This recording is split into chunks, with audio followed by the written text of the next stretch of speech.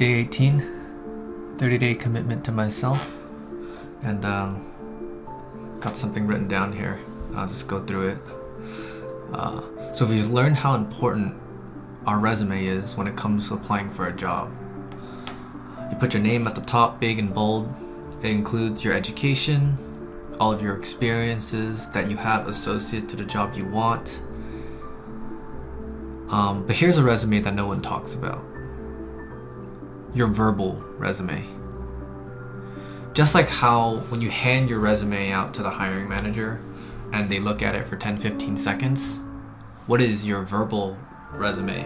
What do you tell them? How do you introduce yourself? We've heard the question, introduce yourself, like hundreds of times.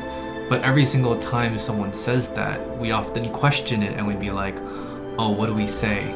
What do you want to know? Like what defines who you are? How do you introduce yourself exactly to the way you want someone to remember you? Do you want them to know your age, your passion, your hobbies? Here's something that I think might help, and this is how I introduce myself. Hello, my name is Royce Lee. I'm currently 25 years old.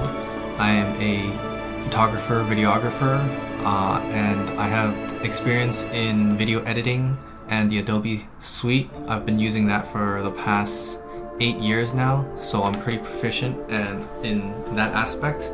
And currently what I'm working on is a 30-day series, Commitment to Myself.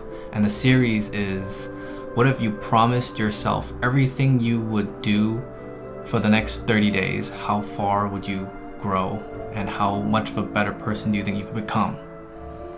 And I phrase it like this is because first I introduce myself, who I am, my name, maybe my age, to showcase certain, I guess, life experiences associated to similar age groups. And then I would say like a concrete skill I have, such as photography.